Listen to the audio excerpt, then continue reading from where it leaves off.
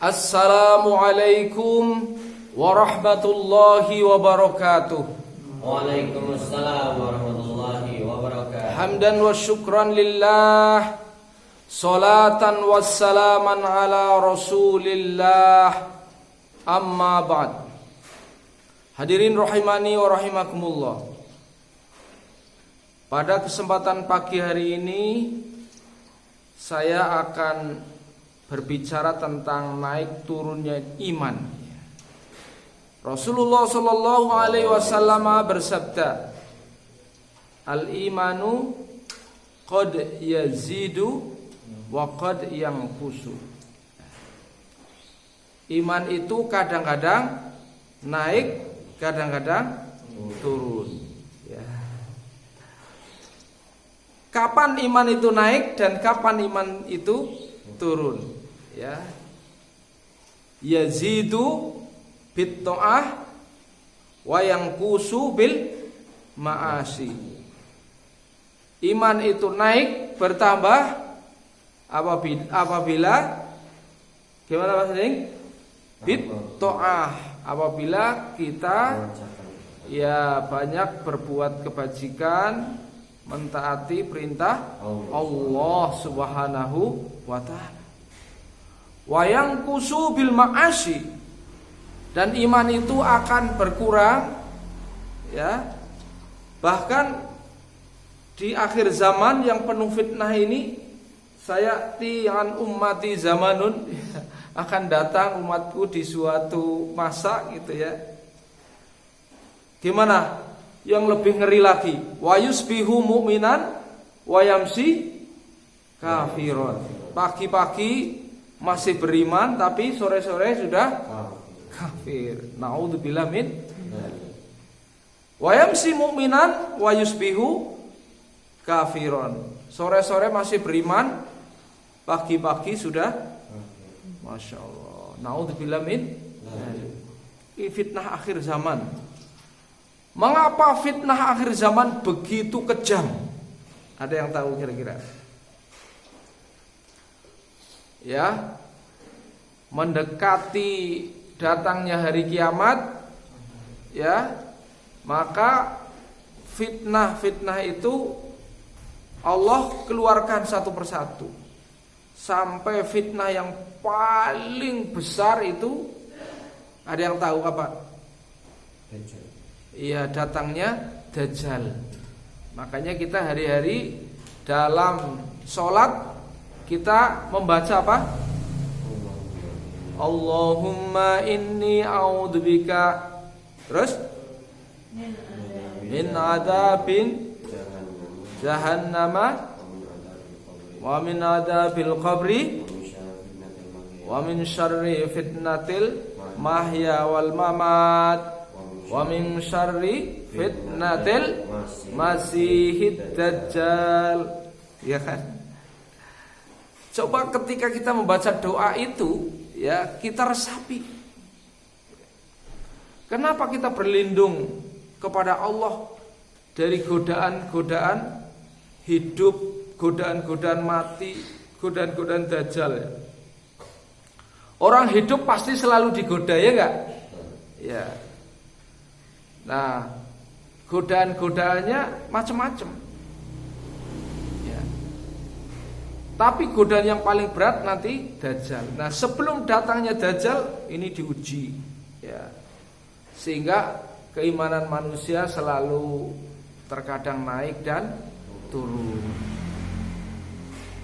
Hadirin rahimani wa rahimakumullah. Orang yang beruntung adalah orang yang imannya naik. Imannya siapa itu yang naik terus itu? Ya, imannya Nabi. Ya, imannya Nabi itu apa? Yazidu wala yanqusu, naik dan tidak berturun, ya tidak berkurang. Berturun. Naik dan tidak berkurang. Naik terus dan tidak berkurang. Siapa yang tahu alasannya? Kenapa imannya para rasul naik terus dan tidak berkurang? Ya, dijaga oleh Allah. Ada lagi yang jawab lain, yang kita bisa niru, ya. Yang kita bisa niru apa? Imannya para nabi, imannya para rasul itu naik terus, tidak berkurang, ya. Karena apa? Selain dijaga oleh Allah, punya sifat maksum, ya kan? Apa? Karena pekerjaannya selalu berdakwah, mengajak kebajikan dan mencegah kemungkaran. Kalau kita melakukan tugas itu, ya, maka akan dijaga imannya. Misalnya ya, satu contoh, Anda lewat di tempat orang berjudi misalnya.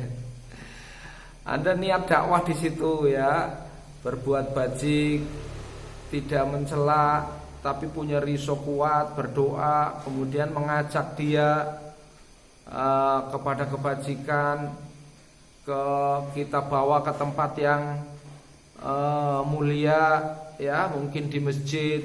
Lalu kita berbicara banyak, berbicara kebaikan, nggak usah singgung kemungkarannya, kita bicara kebaikan terus, ya.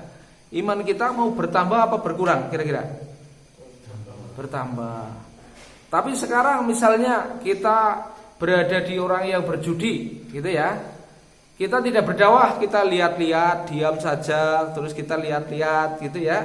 Kita nggak mengajak, tapi kita juga tidak mencegah dan kita tidak merubah menjadi baik, ya. Besok kita datang lagi, duduk bareng, lihat-lihat. Anda memang tidak ikut judi ya, tapi ngeliat, duduk bareng, tidak mencegah. Kira-kira gimana? Ya? Ada yang tahu?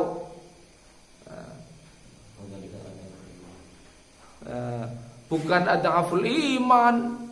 Kalau adhaful iman itu kan dalam hatinya dia mengingkari, dan tidak hanya sekedar mengingkari, dia riso mendoakan, dan tidak sekedar mendoakan, dia tidak berada di majelis yang sama, tidak duduk bareng minum di majelis yang sama.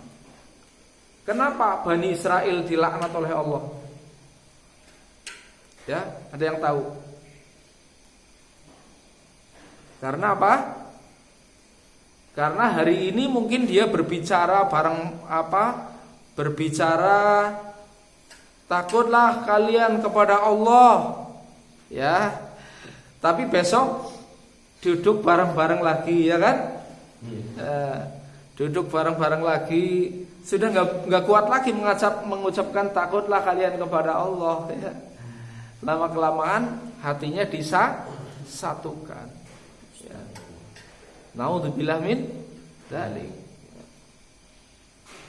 Maka begitu kita mempertahankan iman, begitu beratnya, ya.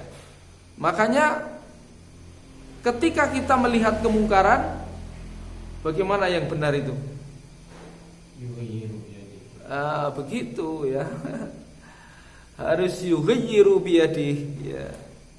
Rubah dengan tangannya, ya, rubah dengan tangannya. Rubah dengan tangannya itu kalau orang punya kekuasaan, dengan kekuasaannya. Tapi sebenarnya bukan begitu toh. Rubah dengan tangannya dengan cara yang bijak, gitu ya. Semua orang bisa rubah dengan tangannya. Misalnya contoh, Mas Ending lagi mabuk-mabuk, rubah dengan tangannya, tuntun, ya, dituntun, ya, dipindah dari tempat itu. Mas Ending ada yang lebih enak nih, dibawa ke warung misalnya, ya, gitu ya. Nanti setelah itu dibawa ke masjid, kan dirubah. Tidak harus dengan kekuasaannya, tidak harus dengan tangannya itu. Akhirnya lah, ini kan Pak RT yang bisa. Enggak, kita juga bisa, ya. Ini sering untuk dalih, itu udah mabuk-mabukan, kita nggak kuasa, itu Pak RT, laporin aja, dihukum. Pendekatan dalam Islam itu basyiron wa nadhiron, ya. Kalau bisa dengan kebaikan dengan kabar gembira, diajak ya mungkin nadiron ya dengan hukuman kan gitu. Hadirin rahimani wa rahimakumullah. Mengapa seseorang itu bisa tambah amalnya, tapi seseorang itu bisa berkurang amalnya? Bahkan tidak hanya sekedar amal, masuk ke ilmu itu ya. Mengapa seseorang bisa tambah ilmunya, tapi seseorang yang lain bisa kurang ilmunya, gitu ya? Padahal pengalaman selalu bertambah, umur selalu bertambah. Maksudnya bertambah hitungan jumlahnya ya, tapi hakikatnya berkurang. Ada yang bisa jawab kira-kira?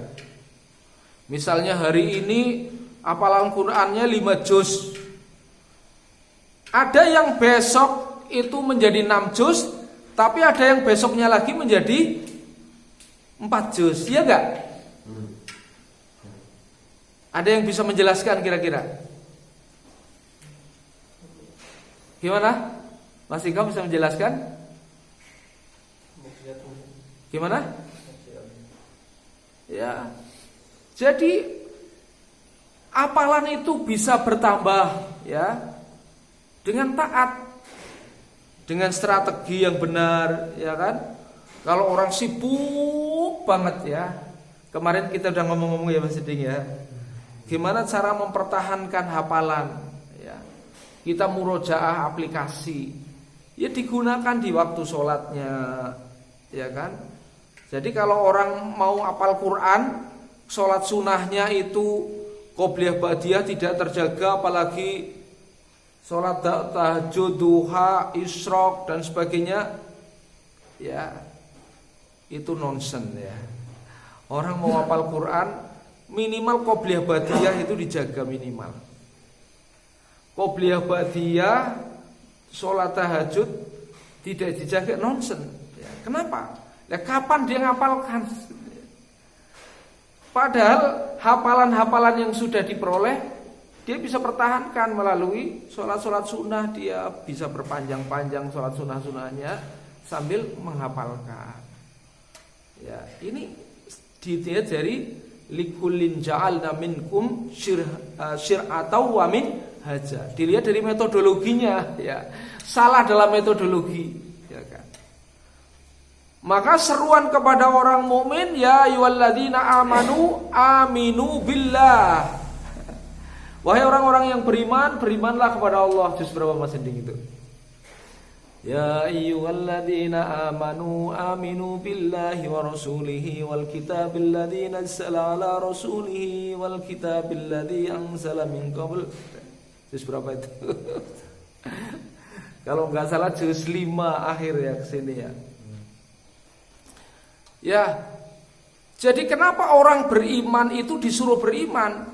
Maksudnya orang beriman aja imannya kadang naik kadang turun, maka disuruh beriman lagi, beriman supaya perbagusi imanmu. Ya. Jadidu imanakum, perbaikilah imanmu. Lalu para sahabat bertanya, kaifa nujaddidu imanana? Siapa yang bisa meneruskan hadis ini? Aksiru biqauli la ilaha illallah. Aksiru biqauli itu memang artinya itu perbanyak ucapkan kalimat la ilaha illallah. Tetapi ucapan kalimat la ilaha illallah itu tidak harus ya dalam bentuk ucapan la ilaha illallah, la ilaha illallah, la ilaha illallah, la ilaha illallah, la ilaha. Ya itu juga benar namanya zikir ya kan? Tapi aksiru bi qauli la ilaha illallah. Kaul itu ada kaul yang kemudian dizikirkan, ada kaul yang dari kata kul. Ya. Qulu la ilaha illallah tuflihu. Ya. Sampaikan, kul di sini bukan ucapkan ya. Qul la ilaha illallah tuflihu. Itu adalah sampaikan kalimat la ilaha illallah, dakwahkan kalimat la ilaha illallah, tuflihu, kalian pasti akan berjaya, akan beruntung. Sekarang kita ya dakwahnya gimana? Sekarang dakwah kita ngajak teman untuk kebaikan nggak pernah ya, berat. Ngomong kebaikan dengan kawan berat. Ya ini nggak akan bisa jaga. Jangankan ngomong kebaikan, ngeser kebaikan pakai jari aja susah ya kan. Ya. Jadi ini zaman penuh fitnah. Ya. Oleh karena itu kita kadang-kadang lebih dimenangkan rikuhnya, ya kan? Kalau bertemu dengan kawan ngomong baik kok dikira sok suci, ya. Rikuh akhirnya kita yang ke bawah gitu ya. Kenapa kita nggak berani ngomong baik gitu? Nah ini, jadi qulu la ilaha illallah tuflihu. Ini bagaimana ucapkan la ilaha illallah itu dalam arti kita berdakwah, menyampaikan di mana kita berada bertemu dengan orang, berani kita menyampaikan hal-hal kebenaran kan gitu ya. Hadirin rahimani wa rahimakumullah. Saya kira itu ya pagi ini. Jadi kita hafalan kitab turun, tapi yang paling menyebabkan banyak turun dari hafalan kita itu adalah perlu dicek amal kita. Ada enggak kita berbuat maksiat, ya kan? Misalnya berbohong, ya. Itu berbohong itu salah satu tanda munafik, ya. Ayatul munafikina salah. Ya. Apabila berbicara salah satunya kadzdzaba bohong, ya. Saya hutang 50.000, besok sore saya kembalikan. Bareng sore nggak kembalikan, malah akhirnya nggak berani ketemu, ya kan? Nggak mestinya kan kalau bohong terus dia datang minta maaf, saya gini kan gitu ya. Tapi malah ketemu nggak nanya, kalau kepapasan dia nyingkir kan gitu ya. Begitu juga bohong-bohong yang lain dengan janji-janji yang bohong. Apalagi kepada orang tua sudah berani bohong, bahaya ini dosanya. Ya. Jadi kita harus benar-benar perbaiki diri kita. Ya, mohon maaf dan sebagainya, berjanji untuk memperbaiki. Ini caranya begitu, ya. Bukan malah pelingsutan. Ya, semoga Allah memberikan hidayah kepada kita, amin ya rabbal alamin. Terima kasih atas perhatian, mohon maaf atas kekurangan. Billahi taufiq wal hidayah. Wassalamualaikum warahmatullahi wabarakatuh.